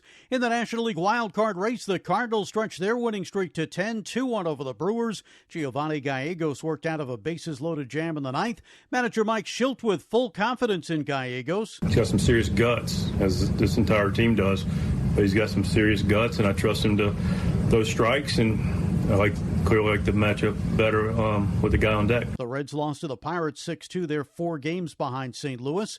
In the American League race, the Red Sox topped the Mets 6-3. The Blue Jays doubled up the Rays 4-2. The Yankees stayed a half game in back of Toronto for the final wild card spot with a 7-1 beating of the Rangers. The Dodgers and Giants both won. San Francisco still with a 1-game lead in the NL West. ESPN reporting that Ben Simmons wants to trade out of Philadelphia and will not report when training camp opens next week. That's sports. Frank Garrity, NBC News Radio. You're listening to The Drive with Jack Epling. Sorry if you're offended by that. SpotlightMediaStudios.com. Welcome back. It is The Drive with Jack, the Spotlight Radio Network. Jack Ebling here with my producer, Alex Heward. A reminder, tomorrow, we're going to have our first remote broadcast in 18 months. Whew. Can't wait. We'll be out at the Peanut Barrel on Grand River for a special benefit for the Michael Sadler Foundation. Darian Harris will be my co-host out there. Very excited about this. Talked to Mark D'Antonio today. Jalen Watts-Jackson is going to be in the house. And lots of people that you're going to want to see. So stop by and see us. We'll be there from 4 to 6. And half of all proceeds all day long. If you can't be there between 4 and 6, stop by for lunch. Come by later, stay till close. Half of the money is going to benefit the Sadler Foundation. Alex, we've talked about a lot of things today. We've talked about the NBA. We've talked about Michigan State, of course. We talked about Michigan, the Big Ten. We've talked about the Tigers. We talked about the Pistons. But I'd be remiss if I didn't just mention something about the Detroit Lions. Okay, this is how you know a team is bad, really bad. They get Jamie Collins, right? The big acquisition. So everyone is, they got a veteran presence. You know, this guy's going to be really good. They're 2 games into the season. The story now is, Lions might trade Jamie Collins. You know, this guy, he didn't know his way around town. Okay. All right. Let's go back to our guest line. Very happy to welcome in, good friend, Chicago sports writing legend. And now doing great work with PointsBet, especially if you like to swing a golf club or watch people who do. Teddy Greenstein joins us. Teddy, how are you? Jack, I am awesome. I am headed up to Whistling tomorrow, so good things are in store, man. I'm a lucky guy. Yeah, indeed. Whistling Straits, how would that rank among the Ryder Cup venues? That's an interesting question. I think it's way up there because the par threes are really dramatic, basically like cliffside.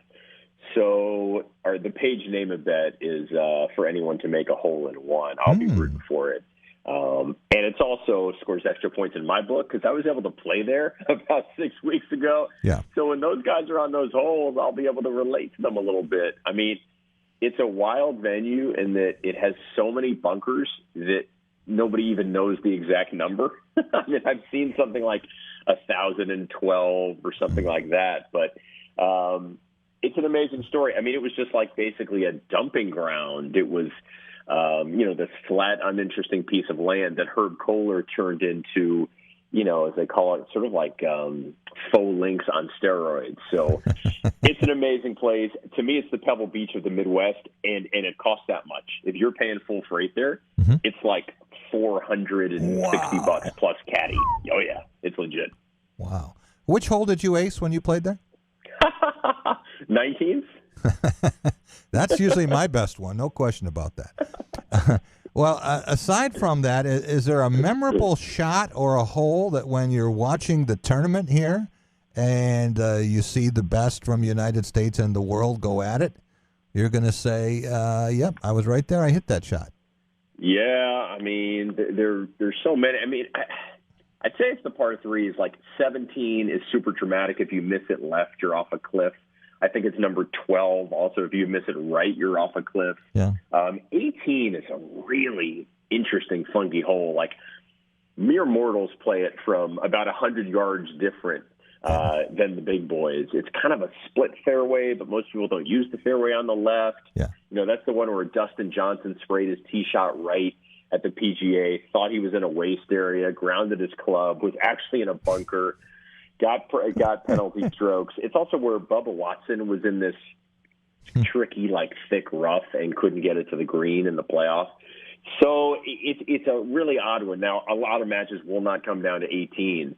So hopefully it'll be 17, which, you know, those guys will probably play at, 230 yards as a par three. For me, it was maybe 180, something semi-normal. It's just a great visual course. I mean, I remember Jason Day dominated the PGA Championship there. It's going to be fascinating because the weather is kind of cold and windy. Yeah. And to me, it's one of the reasons why Europe at plus 190 is the value here. Mm-hmm. I was just going to say, it seems like the European players will have had more experience on this kind of a course, right? Yeah, I mean, it's, their version of links is different in that true links, you can run the ball up. Yeah. You know, if it's 160 yards into a 4-club wind, you might, bounce up a 6-iron or something like that, where the Americans are like, I'm just going to fly it in, take my chances.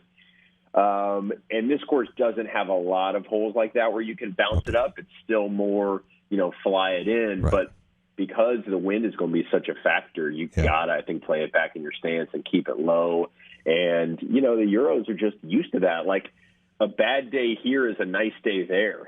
So I just also, their vibe of being underdogs and wearing the Green Bay Packers colors today. I don't know if you saw Jack. They're handing out cheeseheads. They've got the vibe, man. It's going to be interesting to see if any of that matters. Would you describe this as modified links? Yeah, I think so. It's got the links in that, it links the land and the sea. Yeah. And it's links in that weather is a huge factor, and it's basically treeless. Right. But, just different in that those true British courses, there's not as much bunkering over there. And, they really are – it's a ground game there.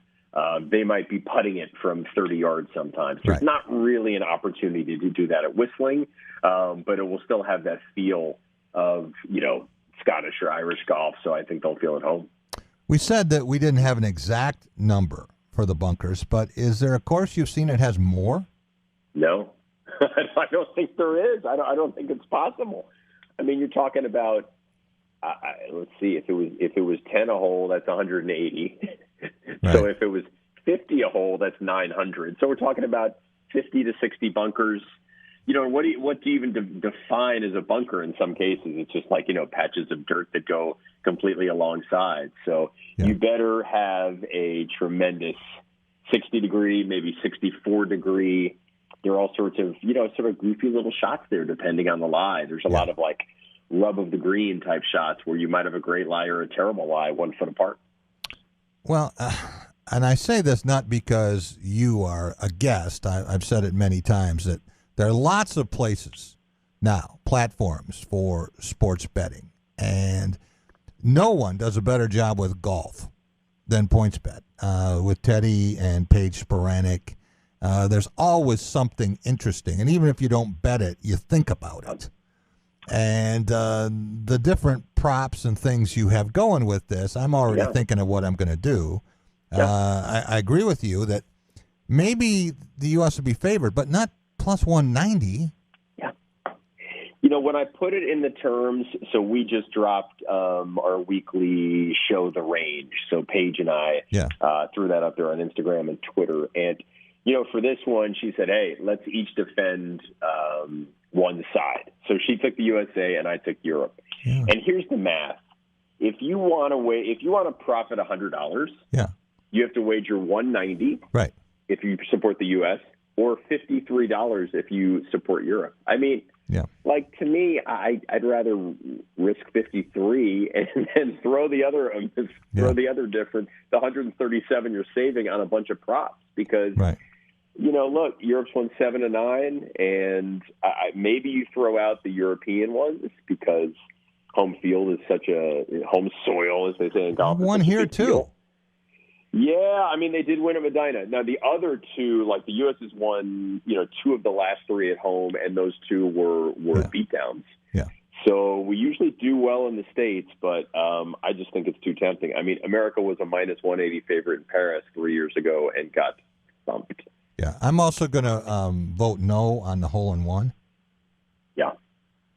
Well, it's okay. I mean, a lot, polls are still open. You can totally vote no on that. You could probably vote no multiple times. Yeah. It's unlikely to happen because, I think it really depends. Like, it depends on the venue, of course. Like at the Masters, there's usually a hole-in-one. Right. I remember at the PGA Championship, there was not a hole-in-one for the whole event.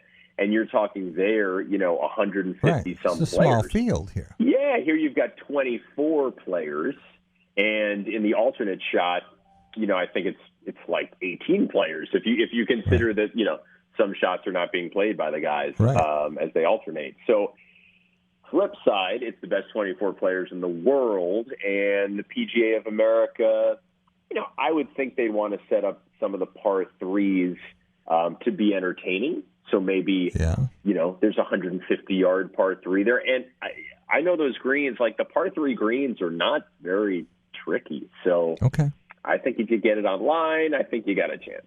Okay. All right. Fair enough. What about the pairings and the work that the captains do? Assigning teams, matchups. How important is that?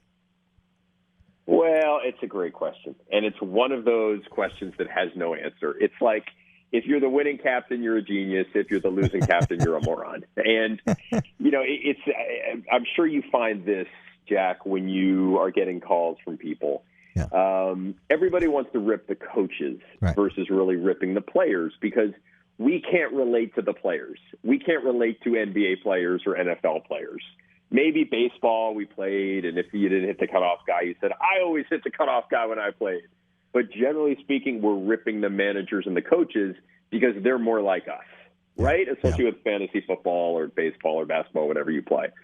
So it's one of those things where, if the U.S. loses, Steve Stricker's going to get criticized. It doesn't matter who he puts together. Unless he puts Bryson and Brooksy together, then he'll really be criticized if they lose.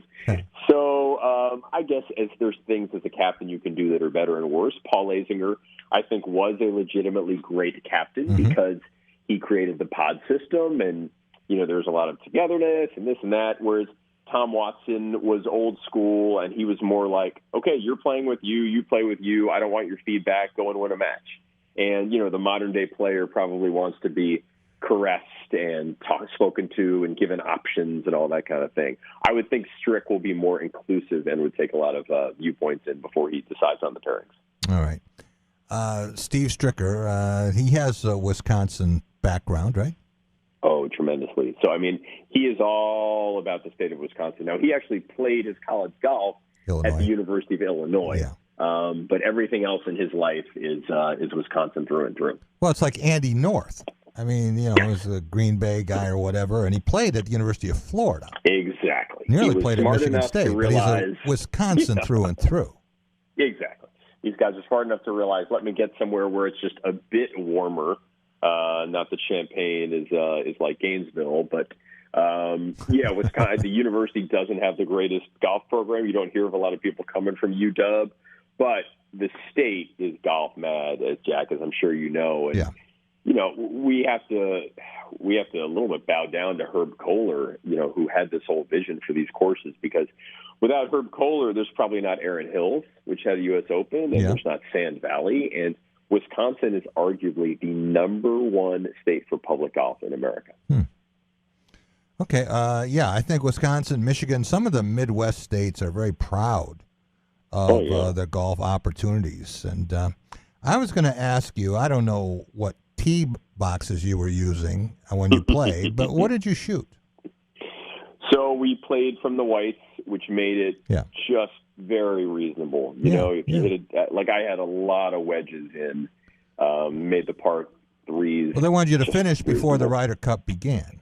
It's very true. And actually at that place, like you get on the first tee and I said, what's the pace? And they're like, it's 5 hours and 10 minutes. And like, I am incredibly impatient and normally like playing in about 3:15. Yeah. But there are massive walks between green to tee, and it's just one of those places where there's no point in rushing because there's nowhere to go. Everybody is taking at least 5 hours to play that golf course. So I was good, man, by my standards. Like I was probably 14 or 15 over after 17, and then 18 was a complete train wreck. Every shot was bad. So ended up putting a 90 down, but I think that was with a generous score on 18. Okay. Good enough that Paige asked for lessons? Well, I'm 1-0 lifetime against her in long drive. That's right. That's right. You know, hey, if she needs me to help her with her length off the tee, I'm here for her. Next time we have you on, do you think that we could have her join us? Very possible.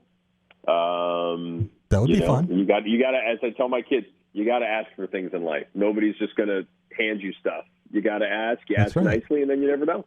That's right. You never get the sale if you don't ask, right? Exactly. You got to ask nicely, and you never know what can happen. All right. So television here. What are we going to see? In terms of like when the announcers, who's going to be in the studio? Yeah, it's the normal NBC crew, so I think you'll see a lot Dan of Mike Hicks. Tirico and yeah, exactly. Well, I was wondering about Mike Tirico because you've got Notre Dame and Wisconsin going at it Saturday in Chicago, and he's doing Notre Dame football play-by-play. Well, that is a great point. I'm looking at the broadcast team: Dan Hicks, Mike Tirico, Terry Gannon. Okay. Then you got your zinger, Justin Leonard, Faldo. Faldo, Roger Maltby, Faraday. All right. So you got your Bones Mackay, Nota Begay, Jimmy Roberts, all the familiar faces. Golf Channel, NBC combo broadcast. So they're borrowing Faldo from CBS. How about that? Isn't that intriguing? Yeah. I guess that's happened before. Otherwise, we would have read about it. Yeah, Faldo on loan. Good for him. No comeback or cameo for Johnny Miller. They should let him phone in. Yeah, that would be pretty sweet. Exactly. Especially if somebody starts, missing 3-footers. Right. That would be when we need Johnny. Yes, that I would get a kick out of that. While we have you here, I know that you're thinking about golf this week, but I have to ask you a couple of football questions. Yeah. You covered the Big Ten so well for so long. Could you have imagined into September, almost to the end of September, we're at the last Saturday in September, that Ohio State would be in 6th place in the Big Ten East division? Yeah, definitely. PointsBet would have had that probably at 15,000 to 1. Yeah. Would not have predicted it. I did have Oregon plus 14.5 and felt that was going out on a limb, and obviously Oregon won outright. Nice cash. Didn't see Michigan State being this good until they clocked Northwestern, and then Michigan State plus the points at Miami was my best bet of last week. Michigan at home is just a great even in Harbaugh's so-so years, Michigan is so much better at home. But this looks like a really good year. So this is an interesting one. Rutgers is not terrible. And then at Wisconsin next week starts to get really interesting. Like, what are the odds right now that the Spartans and Wolverines are underdogs going into October 30th? Wow. Yeah. You mean undefeated? Excuse me. What did I say? You said that they're both underdogs. It's hard for them both to be underdogs. That would be really unlikely if both teams are underdogs. Undefeated is possible. Yeah. I'll take the under on them both being underdogs. But I think that it's possible. And, the other part of that, you could have 7-0 Michigan and 7-0 Michigan State. Now, I know some people out there saying, that's not going to happen. You could. And if you did, it still wouldn't be the marquee game of the day in the Big Ten, because Penn State's playing at Ohio State, and unless they each lose multiple games in October, that is going to be the feature game. Probably, but not if, I don't know, can Ohio State lose until then? Seems unlikely. Certainly not going to lose on Saturday, but, Michigan State would be phenomenal. I'm looking at Ohio State now. At Rutgers, home for Maryland, at Indiana. No, they're not going to lose until that Penn State game. That will be huge. Well, we've talked about Michigan and Ohio State and programs that I call entitled, privileged. And I just think it would be funny if the championship was indeed decided the last game of the regular season, and Big Ten's been craving for that to happen. Yeah. But if it was in East Lansing with Penn State and Michigan State playing. Well, hopefully both those games. I know the one you didn't mention, but hopefully both those will be epic because, it's been so long. I mean, Michigan, I feel like has mainly just been playing the spoiler role against Ohio State lately. God, I'll kind of miss going to those games, Jack. I had a good run there. I think I went to like 10 out of 11 Michigan-Ohio State games. Yeah. But yeah. Look, Penn State, big win over Wisconsin in week 1. Great for Big Ten pride to beat Auburn. Like, that would have been a kick in the nuts if possibly our best team doesn't beat a mid-level SEC team at home. So thankfully that happened. And, the fact that Ohio State is struggling makes this league much more interesting than it has been the last couple of years. Probably needed that with the fact that last year's Big Ten championship participants, Ohio State and Northwestern, have both lost non-conference games, and Northwestern losing the Quiz Bowl last week to Duke. So bad. So I had one other question I have to ask you, and I don't know, this isn't a points bet deal. This was actually Bet MGM. Mm-hmm. But the guy the other night, and he had a 16-team parlay, 16. Hits the first 15, and suddenly his $25 can become $736,959. That's 29,000 to 1 odds. Yes. And all he needs, is for the Lions to beat the Packers, but they're ahead at the half, okay? Would he get a buyout option on that at halftime? Well, if I'm reading it correctly, he ended up getting a buyout. He bought it out for like $100. I was looking at the math. I think he got like about 15 to 20% of the total. So good. Yeah. Good for him. That book did him a solid, and he made out beautifully because, it reminds me of Darren Ravel when Ravel had risked. So he stood to make over $200,000 last year if Northwestern were to win the Big Ten title game. Yeah. And I don't know if you remember, we did like a live show, and I was playing the role of Let's Make a Deal. Yeah. So he ended up cashing out for $64K and cashed out at just the right time because then Northwestern went in the tank, and all of a sudden his bet would have been worth much, much less. So props to this guy. He wins 15 straight, and then he bails off the Lions, and the Lions justify that decision. Yeah, and, I wonder what he's thinking then once he's taken the buyout. He can't lose. I mean, he's already got his money. It's probably drawing interest by that point. But I'm thinking, then is he hoping that the Lions don't win because then he doesn't have to say, I just left $600,000 on the table?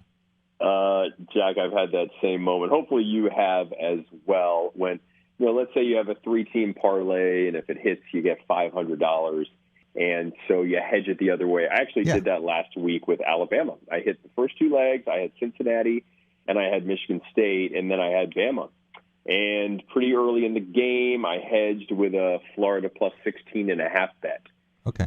So I was actually rooting for the final score to be 16 or 15, so I would win all the bets. Yeah. But I know, man, all these how about Sundays? Sundays get very complicated. You're rooting based on, like, fantasy football, your pool, your betting. Well, I want that guy to score a touchdown, but I've got that defense, and I've got that team plus 4. Man, it's just things have gotten complicated on Sundays. Yeah, and your spouse looks at you like, what are you doing? And my dog can't even understand what I'm doing on Sundays. So, hey, thanks so much for joining us, Teddy. Look forward to a great week of golf. at Whistling Straits. I want to thank Carlton Valentine and his son Denzel, the newest Cleveland Cavalier, Colton Pouncey and Mitch Sherman covering Michigan State and Nebraska for The Athletic. That game again, it's a Stripe the Stadium game. Check out your section. Don't wear the wrong color, okay? That is Saturday night, 7 o'clock, and also Jim Stark from the Michigan Sports Legacy Conservancy. We'll be back tomorrow at the Peanut Barrel. Come see us.